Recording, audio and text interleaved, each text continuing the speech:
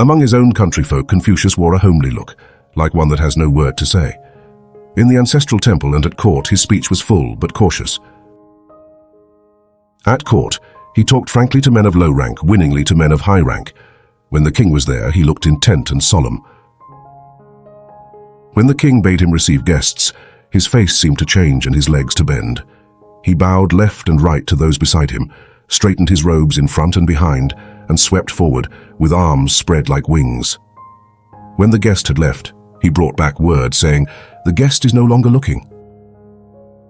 As he went in at the palace gate, he stooped as though it were too low for him. He did not stand in the middle of the gate or step on the threshold. When he passed the throne, his face seemed to change and his legs to bend. He spake with bated breath. As he went up the hall to audience, he lifted his robes, bowed his back and masked his breathing till it seemed to stop. As he came down, he relaxed his face below the first step and looked pleased. From the foot of the steps he swept forward with arms spread like wings, and when he was back in his seat he looked intent as before. When he carried the scepter, his back bent, as under too heavy a burden. He lifted it no higher than in bowing and no lower than in making a gift.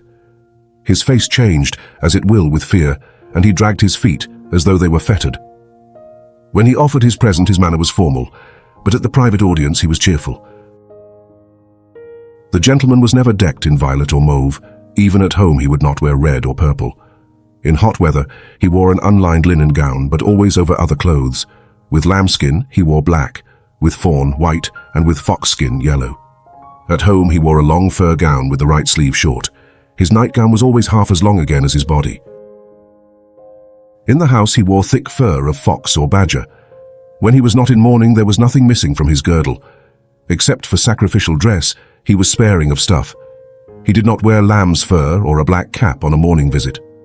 At the new moon he always put on court dress and went to court.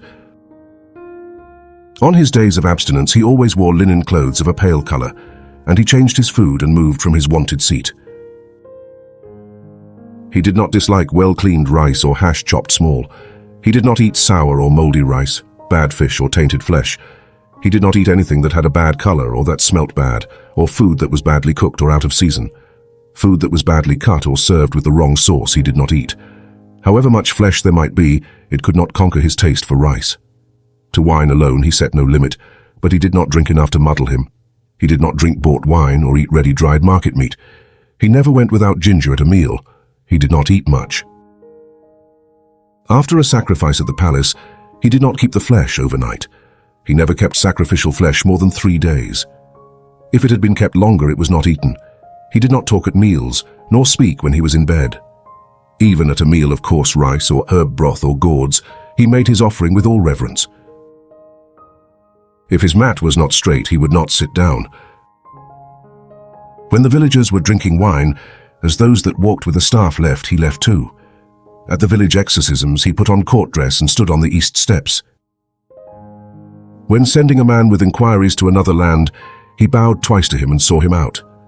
When Kung gave him some drugs, he bowed, accepted them, and said, "I have never taken them. I dare not taste them." On coming back from court after his stables had been burnt, the master said, "Is anyone hurt?" He did not ask about the horses. When the king sent him cooked meat, he put his mat straight and tasted it first. When he sent him raw flesh, he had it cooked and offered it to the spirits.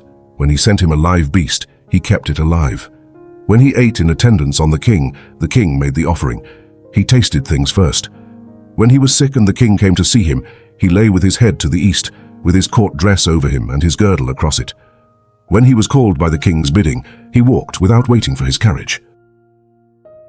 On going into the great temple, he asked about everything. When a friend died who had no home to go to, he said, "It is for me to bury him." When friends sent him anything, even a carriage and horses, he never bowed, unless the gift was sacrificial flesh. He did not sleep like a corpse. At home he unbent. Even if he knew him well, his face changed when he saw a mourner. Even when he was in undress, if he saw anyone in full dress or a blind man, he looked grave. To men in deep mourning and to the census-bearers he bowed over the crossbar. Before choice meats he rose with changed look. At sharp thunder or a fierce wind, his look changed. When mounting his carriage he stood straight and grasped the cord. When he was in it, he did not look round or speak fast or point. Seeing a man's face, she rose, flew round and settled. The master said, "Hen pheasant on the ridge, it is the season, it is the season." Zulu went towards her. She sniffed thrice and rose. Footnote 88. This passage cannot belong here. It is corrupt and unintelligible. Thanks for watching. Please like and subscribe for more excellent content.